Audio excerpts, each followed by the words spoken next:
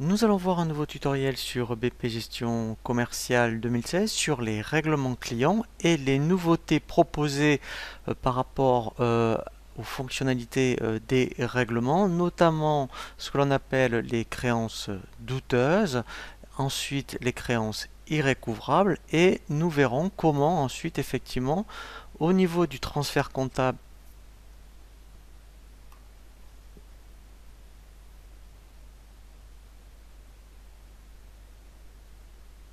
Nous verrons également comment au niveau du transfert comptable, lors des remises en banque, eh bien EBP prend en compte, je dirais, toutes ces situations par rapport à vos créances. Eh bien comptablement, il est capable au jour d'aujourd'hui de les prendre en compte au niveau de EBP Compta. Alors, premier cas de figure que nous allons voir à travers les règlements des factures. Donc ici, nous avons donc plusieurs factures pour le client DUS. Nous allons voir, premier cas de figure, eh bien, le règlement d'une facture. Donc, première façon de procéder au règlement. Ici, on fait bouton droit et vous avez nouveau règlement. Donc, automatiquement, lorsque vous vous positionnez sur la facture, vous voyez, il est voilà, donc là, on a le montant et en fait, il a déjà affecté tout seul ici, vous voyez, le règlement. Donc là, ce qu'il faut surtout ne pas oublier, c'est ici indiquer eh bien, que la banque dans laquelle vous voulez affecter votre règlement. Donc si vous avez plusieurs banques, eh bien vous choisissez la banque que vous souhaitez. Sinon, vous affectez votre banque principale. Donc là, bien sûr, il faut avoir créé votre banque au préalable. Et ensuite, donc, effectivement, là, on va prendre, vous voyez, au niveau de la comptabilisation, puisque maintenant, il faut absolument faire ce qu'on appelle une remise en banque. Alors, soit vous dites en tant que règlement, voilà, et après on verra qu'au niveau d'une remise en banque, il sera aussi capable de prendre en tant que règlement. Sinon, vous prenez ce qu'on appelle par l'intermédiaire d'une remise en banque, et ensuite, donc effectivement, eh bien, vous lancerez ce qu'on appelle une remise en banque avec les différents modes de règlement de vos clients, et lui, en fait, il va traiter, je dirais, tous les règlements de vos clients. Donc là, par exemple, je vais laisser en tant que règlement.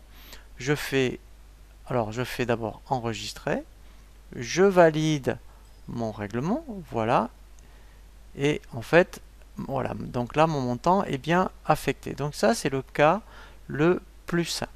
Ensuite on va prendre un autre cas de figure où effectivement vous recevez un règlement qui correspond à plusieurs factures. Alors, donc là on va dans règlement cette fois-ci, et dans règlement vous avez ici, vous voyez, pour les clients. Alors ce que je vous montre pour les clients est également valable pour les fournisseurs, hein. Donc en fait c'est exactement la même procédure. Donc là je fais ajouter.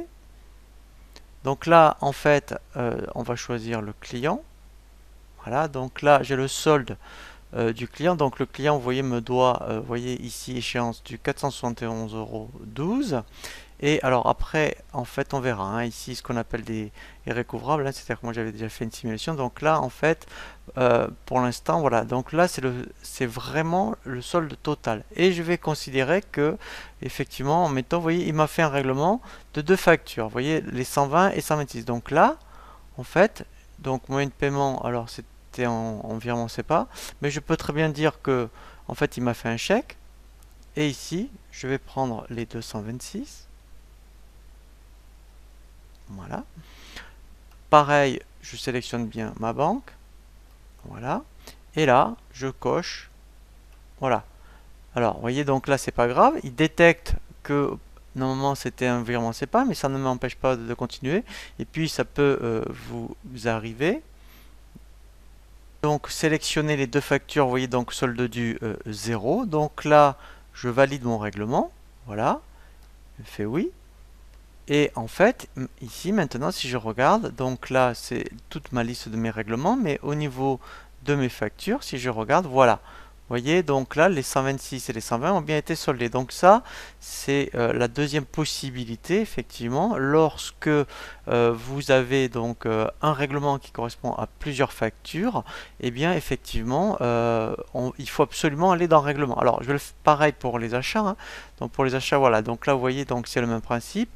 Donc quand vous avez réglé un fournisseur, si vous réglez qu'une facture, donc là, vous faites nouveau règlement.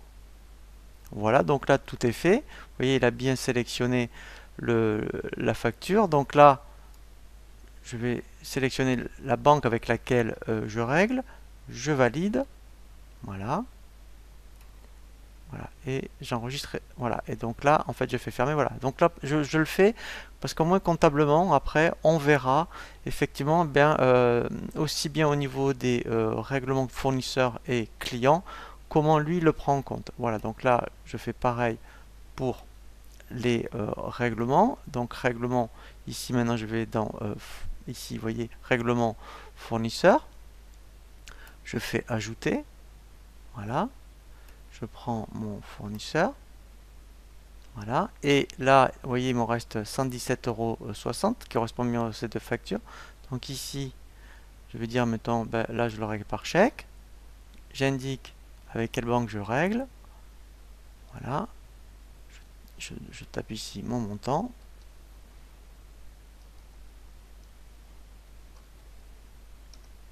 Voilà.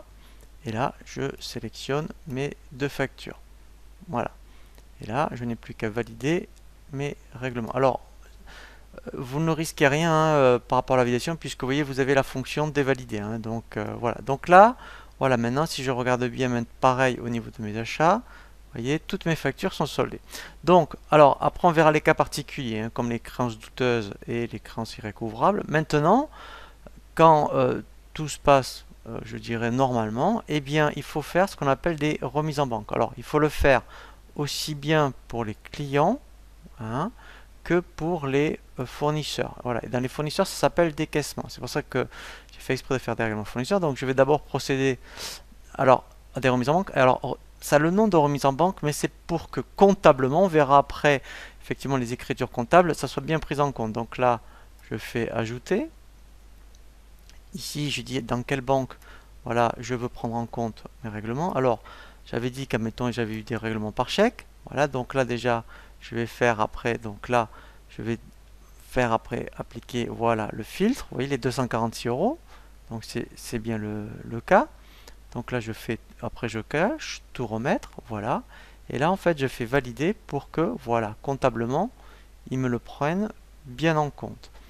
Après, effectivement, donc si j'avais eu d'autres modes de règlement, hein, donc là, eh bien, en fait, il faut refaire une autre remise en banque. Voilà, donc là, je prends également, vous voyez, par rapport au règlement qui a été fait par prélèvement CEPA. Donc là, même principe, je fais tout remettre, je fais valider. Voilà. Donc là, on l'a vu pour les clients. Et dans le même principe, après, on a décaissement pour les fournisseurs. Donc là, pareil, je choisis le banque. Voilà. Et là, les différents modes de paiement.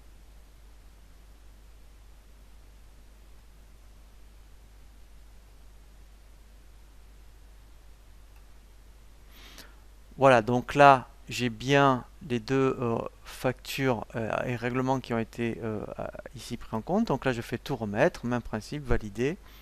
Voilà, donc là, en fait, eh bien, quand tout se passe normalement, maintenant, si je faisais un transfert en compta, eh bien, après, quand je vais dans le menu opération, alors, même, on peut le voir déjà directement ici, avant même de lancer le transfert, on peut faire une édition, et là, si je demande donc valider tout ce qui a été validé provisoire au niveau des achats et des ventes, je fais aperçu.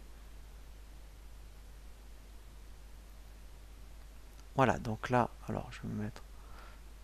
Donc j'ai d'abord mes factures d'achat. Vous voyez, donc là comptablement ça me permet de vérifier. Ensuite, voilà, donc là vous voyez j'ai bien mes règlements. Là j'ai les paiements, vous voyez, des fournisseurs. Voilà, donc là je vois bien les 78 et les 117, là voilà. Et après j'ai les encaissements clients des 246. Voilà. Et là, alors ça on va le voir justement, comment on fait après les créances douteuses. Vous voyez, donc là, et les impayés. Voilà, et ça c'est mon journal de vente. Voilà. Donc, là, c'est quand tout se passe normalement. Après, effectivement, on peut avoir, donc ça c'est des nouveautés 2016, dans les règlements clients, eh bien vous pouvez peut-être avoir ce qu'on appelle des créances douteuses, voire des créances irrécouvrables. Et même, vous voyez, après on pourra même voir des impayés. Alors, ici, en fait, tout simplement, donc je vais voir s'il reste des factures. Voilà.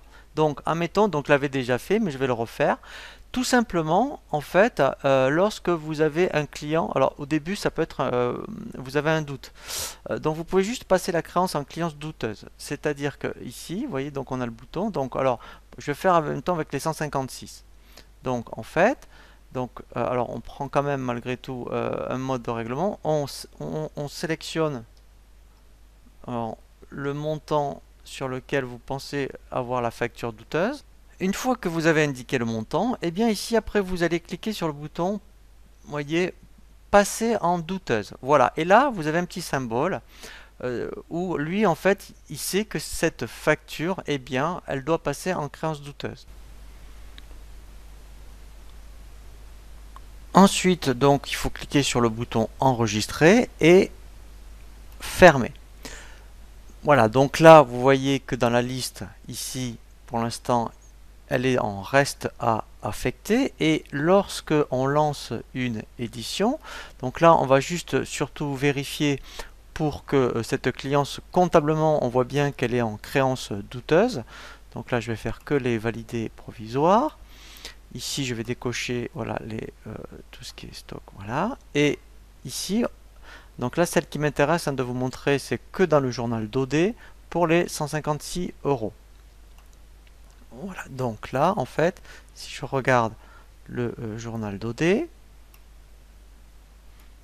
voilà, et bien ici, je peux voir que, vous voyez, là, vous voyez, donc là, alors, vous voyez, c'est intéressant, on peut vérifier, quand elle est en créance irrécouvrable, il y a le compte 154, et en fait, après, on a même la TVA collectée qu'on doit récupérer. Donc là, nous, pour l'instant, on est dans ce cas de figure, puisqu'elle est en créance douteuse, mais elle n'est pas encore irrécouvrable. Si donc maintenant je veux la passer en irrécouvrable, je vais refaire ajouter. Donc là, je sélectionne de nouveau dans mon client. Ici, donc, je vais indiquer eh bien, celle que je veux passer en irrécouvrable. Donc, je sélectionne la facture et là, vous voyez, j'ai passé en irrécouvrable. Voilà. Et là, tout simplement, vous voyez, maintenant, elle a le même symbole que celle-ci. Où donc là, on sait qu'elle est en irrécouvrable. Donc, je l'ai passé en irrécouvrable. Alors, j'indique quand même le mode de règlement. Voilà. Et aussi, donc, le montant. Voilà. Et lorsque je fais enregistrer, voilà, là je fais fermer. Donc maintenant je vais reconsulter, vous voyez, les écritures. Donc là, dans opération impression, voilà, transfert comptable. Donc je vais décocher tout ce qui est achat stock. Voilà, je fais donc valider provisoire. Je fais aperçu. Voilà. Et là, si je me mets ici, vous voyez, voilà, en OD, eh bien mes 156, vous voyez, l'écriture est la même que pour le 109,12 €, puisque là, en fait, effectivement, eh bien, au niveau, donc, je dois constater un impayé, et donc là, après la TVA collectée, du coup, ben, en fait, je la débite. Voilà, donc ça, vous voyez, ça c'est vraiment une nouveauté 2016. Et enfin, pour terminer, il y a vraiment ce qu'on appelle un impayé définitif, où là, c'est l'inverse. Vous avez en fait, vous avez remis en banque un règlement client et il se trouve que il y a un règlement qui vous est revenu impayé. Pour donc le constater, je me remets ici sur donc le règlement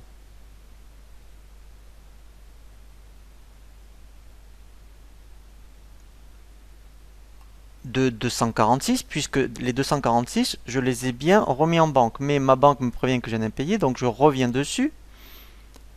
Et maintenant, en fait, eh bien, j'ai cet onglet qui s'appelle Incident de paiement, où là, je vais constater mon incident de paiement. Donc là, je fais ajouter. Donc je vais constater, admettons, ben, qu'il y a eu un impayé aujourd'hui.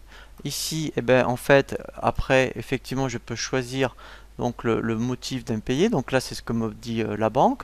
Alors après, effectivement, je peux éventuellement le représenter ou malheureusement dire que c'est un état d'impayé définitif.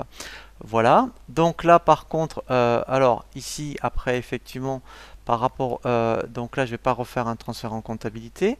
Là, après, effectivement, vous voyez, alors je vais agrandir Voilà, il y a des montants de frais.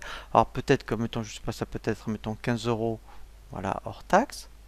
Voilà, il y a de la TVA sur les frais, voilà. Et en plus, je peux très bien, vous voyez, générer une facture de frais que je peux en plus, enfin, si vous êtes après en mauvais terme avec le client, voilà, vous voyez, on peut très bien générer une facture d'impayé et en plus, voilà, ici, on peut, voilà, donc moi je ne l'ai pas fait, hein, mais on peut avoir un article, mais qui est vraiment pour des frais d'impayé. Donc, vous voyez, ça va relativement loin, je dirais, par rapport à la prise en compte.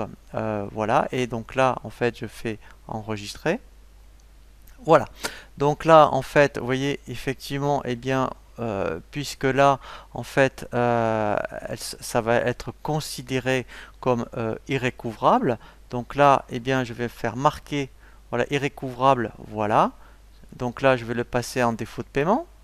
En plus, dans la fiche client, j'aurai vraiment un défaut. Voilà. Et là, en fait, voilà, vous voyez, donc là, toutes, elles sont en irrécouvrable. Et une fois donc là, vous voyez que j'ai bien toutes mes factures qui sont considérées couvrables. Et après, je n'ai plus qu'à faire enregistrer.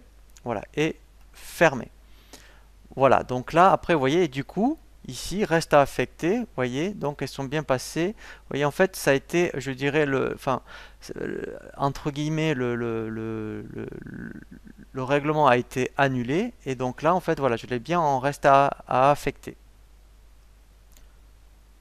Si je constate maintenant comptablement les écritures qu'il a passées, donc je vais bien voir que en fait, il m'a bien au niveau comptable, eh bien annulé les écritures de banque et même passé les frais d'impayé et la créance irrécouvrable. Donc ça, c'est pour ça que c'est vraiment très très intéressant eh bien de le passer sur la GESCOM parce que ça, en fin d'année, vous êtes sûr que vous, au niveau comptable, vous êtes obligé de le faire.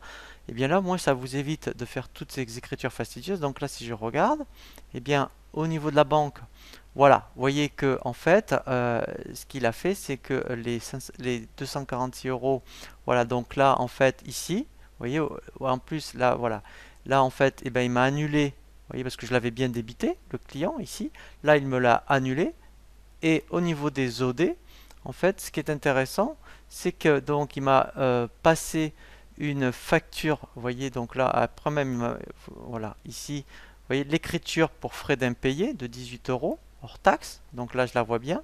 Voilà. Et en plus, ce qui est intéressant, c'est que en plus de ça, au niveau, je dirais, des 246 euros, en plus donc des frais d'impayé, ici, il m'a bien passé, vous voyez, les deux écritures qui correspondent à 246 euros en créance irrécouvrable. Donc en plus, ce qui est intéressant, c'est que au niveau des ventes, voilà, donc là, vous voyez, il m'a bien généré une facture tout seul, vous voyez, donc de frais d'impayé. Voilà, donc ça c'est vraiment très très intéressant. Un petit peu de manipulation lorsque malheureusement vous avez des cas particuliers. Donc quand tout se passe bien, effectivement vous générez vos règlements et ensuite vos remises en banque pour que comptablement ils le prennent bien en compta. Mais après effectivement si vous avez donc soit des créances douteuses, des créances irrécouvrables, voire des impayés, euh, quoi qu'il arrive, comptablement, c'est, je dirais, des opérations que vous devriez faire. Donc là, maintenant, avec ces nouveautés de 2016, ça vaut vraiment le coup de le faire, je dirais, sur la GESCOM, parce que vous avez vu que comptablement, ensuite, il est capable, eh bien, effectivement, de le faire tout seul.